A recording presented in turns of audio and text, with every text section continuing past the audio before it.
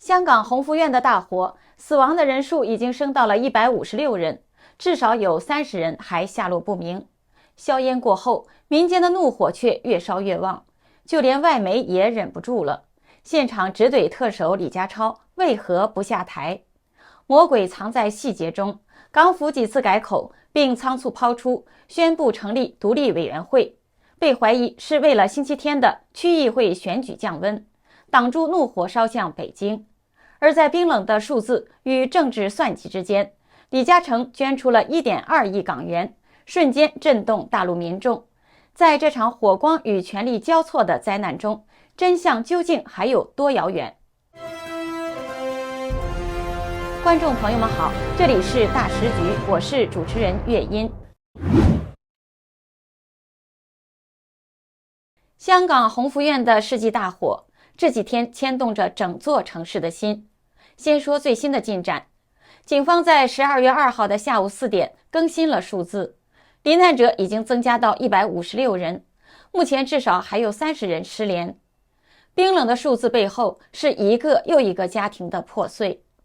12月2日也是遇难者的头七，在大埔广福休憩处，市民自发地排起队伍献花，凉亭里是贴满悼念的纸条，字字句句都写着想念，写着不舍。整个的空气弥漫着一种压抑却深沉的哀伤，令人鼻子发酸。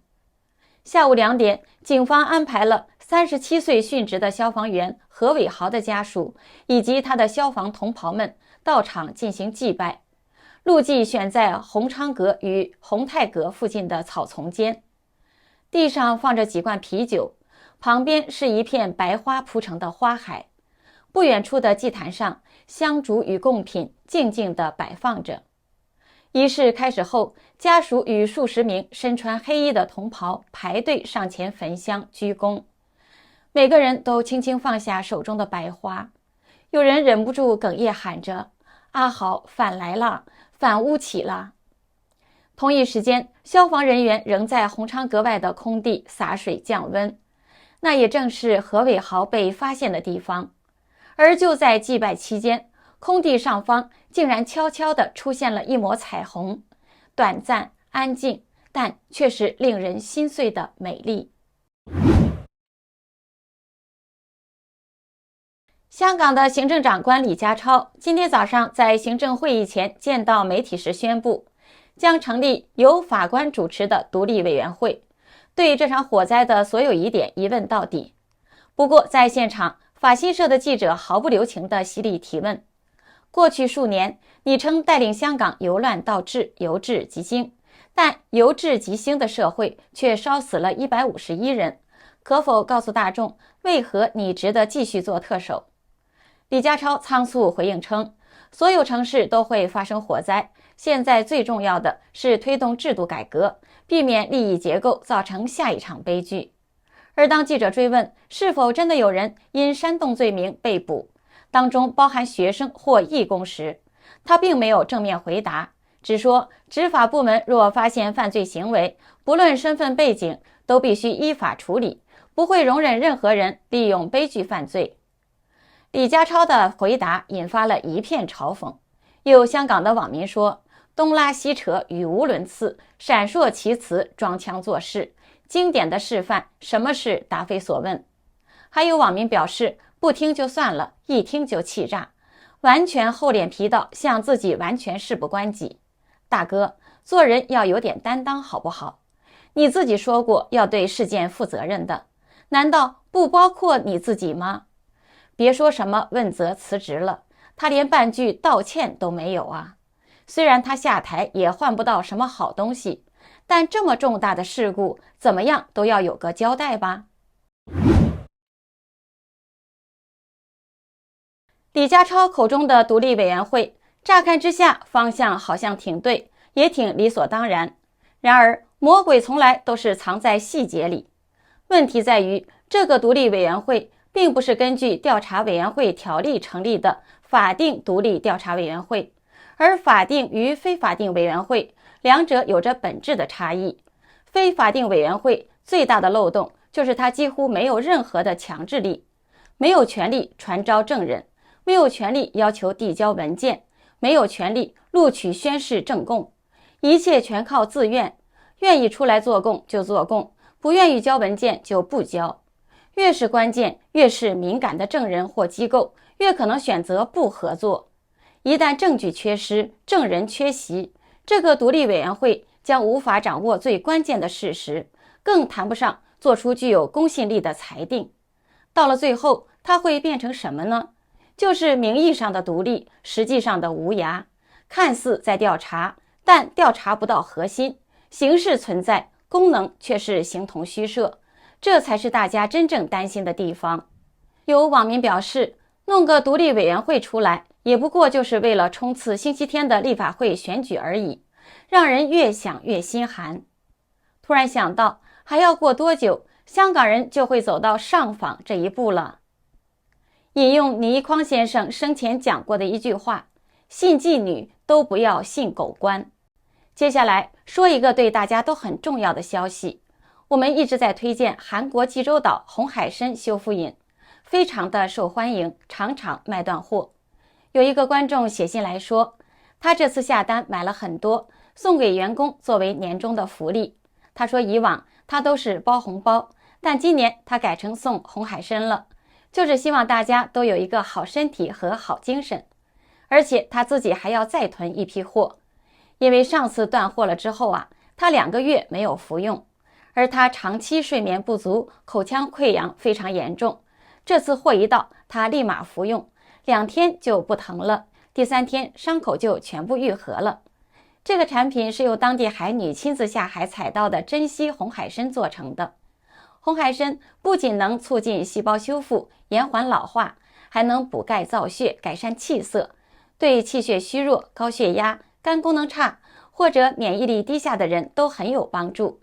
这个红海参修复饮的成分90%是深海野生红海参，还有10%韩国名贵红参和纯天然的蓝莓原液，做成了口动口感，完全没有腥味，小孩大人都喜欢，特别适合圣诞新年送给家人和朋友。我建议趁现在还有货赶快下单，不然真的缺货就要等很久。点击描述栏的购买链接，输入优惠码大10局就可以享受85折。中国大陆2盒起卖，4盒包邮，购满70美元美国本土包邮，满260加币加拿大包邮。其实在此之前，港府已经多次释放前后矛盾的言论，引发民间质疑声不断。大火还在延烧的第1天深夜，保安局局长邓炳强就率先开口说，消防员在现场发现鸿福苑外墙的保护网起火后，蔓延的异常迅速，异常猛烈，远超一般防火物料的表现，情况并不寻常。警方甚至在唯一没有被波及的一幢大厦内，找到了玻璃窗被贴上高度助燃的发泡胶板，这同样不寻常。第2天，李家超在记者会上主动带风向，把焦点引向竹棚。他表示，政府会推动以金属棚架取代传统竹棚架，似乎暗示竹棚架是大火迅速蔓延的核心原因之一。而到了第3天，当大火逐渐扑灭后，说法突然变了。邓炳强表示，初步化验显示，大厦棚架的棚网与保护网达到了阻燃要求，真正高度易燃的是围住大厦窗户的发泡胶板。到了12月1日，官方的说法第3次翻转，政务司司长陈国基公布，从宏泰阁、宏志阁、宏道阁、宏仁阁取得的20个棚网样本当中，有7个不符合阻燃标准。廉政专员胡英明的解释则是，在7月的时候，保护网被台风破坏，有人从本地供应商大量购入了新的保护网，每卷54元，一共2300卷，约7500平方米，全部不符合阻燃标准，足够包裹8幢大厦。到了10月底，中环发生另一宗涉及保护网的火警，涉案人士担心被抽查，于是在同一间供应商购买了少量合格的保护网，每卷100元，共115卷，约3700平方米，只安装在每幢大厦的下层，用来混淆视线，好在抽查时顺利过关。而根据胡英明的这个说法，维帕台风前用于鸿福苑的网棚似乎毫无责任，因为真正被烧着的是台风后从本地供应商购入的那批不达标的网。问题只出在红叶鱼目混珠。可是真相真会如此单纯吗？负责鸿福苑外墙工程的红叶建筑，其实在香港还承包了11处大楼的外墙装修工程，其中包括负责花园富家阁与怡乐花园。这2处楼宇使用的棚网分别来自山东辰旭化纤绳网有限公司与滨州市元晋化纤绳网有限公司，品名都是阻燃密木网，并且都通过了山东省滨州市检验检测中心的测试。巧合的是，相关棚网生产商的登记地址都指向山东滨州市惠民县李庄镇一带。查询中国工商资料后会发现，山东辰旭化纤成立于2019年，资本额300万人民币，注册在惠民县李庄镇的南北里村。这个村子特别之处在于有数十家同类型的绳网公司在此注册。中国的网友说得很直接，如此密集，不排除部分只是空壳公司。其实中共的党媒早已替这个产业盖章。2020年人民网报道称，惠民县是全国最大的化纤绳网生产基地，从农业、建筑到体育、园艺、养殖，市场覆盖面极广。单单这个县绳网产业就占了山东省90%，市场全国80%以上，从事塑胶绳网生产与加工的户数多达数千家，从业人口以万计。新华网今年6月的报道更进一步的披露，惠民县绳网企业多达4257家，超过了12万人靠这门生意吃饭，产品销往全球100多个国家。2024年，整个产业集群的产值达到了302亿元人民币。看完了这些背景，许多事就变得合理起来了。为什么港府在大火后第一时间急着预告消灭竹棚？为什么官方的说法连日翻转，却始终有意无意地替棚网洗底？因为棚网牵涉的已经不是香港建筑工地的单一工程问题，而是一条横跨山东、支撑地方财政与出口的大型化纤绳网产业链，一条年产值超过了300亿人民币的生命线。换句话说，只要棚网真的出问题，后坐力就不会只落在香港身上，它会往北蔓延，直烧山东，烧向中国的工业监管、检测制度、出口体系，它甚至可能指向中共政府整体的监理责任。最终，这把火会烧到北京，烧到习近平。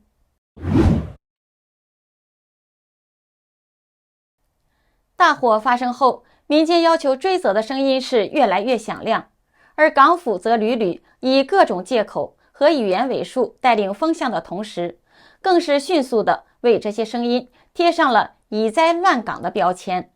在一片焦黑的建筑之外，另一种无形的灰烬也正在悄悄地飘散。民主党城市规划师吴永辉、民协的廖成立与李霆锋等人原定2日下午举行一场香港高楼维修政策民间记者会，但今天早上他们突然宣布，因为有部门通知，记者会必须取消。原本会出席记招的民协主任律师廖成立，更是在下午1点被国安处约见，一直到下午快4点了，他才从元朗警署离开。他向媒体简短表示，已经签署了与国安处会面的保密协议，所以呢，无法透露细节。又说，日后民间团体在表达立场的时候必须恰如其分，民协会在适当的时候把意见交给相关部门。而就在更早前，全城仍在深深哀悼的时候，警方国安处已经拘捕了发起问责联署的24岁的大学生关敬峰。关敬峰成立了大埔鸿福苑火灾关注组，在街头派发传单，发起网上联署。他提出了4大诉求： 1. 延续支援受灾者； 2. 成立独立调查委员会； 3. 重新检视工程监管制度； 4. 追究疏忽并问责官员。在被捕前夕，法新社采访到关敬峰，他留下了一段令人心痛而无奈的话语：我们必须诚实面对，今日的香港无论内外都已是千疮百孔。鸿福苑的这场大火是香港历史上最严重的一次，也是当代世界罕见的恐怖灾难。从目前陆续曝光的内情来看，几乎可以确定这不是天灾，而是由多方失手累积而成的人祸。然而，在追查真相的过程中，民主政治力量早已瓦解，监察制度形同虚设，被用作橡皮图章。奸商与贪官在黑箱空隙中肆无忌惮，民间要求问责的声音却被扣上以灾乱港的帽子，直接被国安部门压下。大火如同照妖镜，照出了一个残酷的现实：香港原本引以为傲的自由与民主已被侵蚀得体无完肤。只要中共的手伸入某个地方，制度便会开始腐败，灾难也就会接连发生。时评人士蔡胜坤在 X 平台上的发言言辞锋利，却反映了不少香港人近年的共同心声。今天的香港还讲什么天理？今天的香港已被国安法彻底摧毁。香港今天的一切巨变都是北京造成的。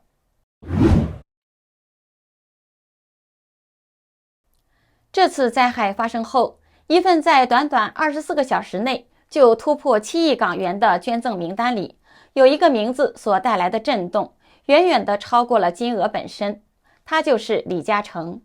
其中，李嘉诚基金会共捐出了8000万港元，是这场香港大火中捐款最多的富豪。但真正引发热议的不只是金额，而是捐赠本身蕴含的慈善逻辑，老练、精准、克制，同时带着某种难以忽视的道德力量。火灾刚发生，李嘉诚基金会便立即拨出了3000万港币，没有花哨名目，没有官僚手续，直接指向最急迫的生存需求，给瞬间失去家园的人一口热饭，给逃出升天的人一张能睡觉的床。随后第二笔5000万指向社区重建与心理援助，把治标与治本结合在了一起。在冰冷的商业稿里有个特别的细节，基金会点名支援那位英勇殉职的消防员及其家属，不张扬但很温暖。再到后来，当官媒忙着甩锅时，李嘉诚选择再追加4000万用于灾民的医疗康复，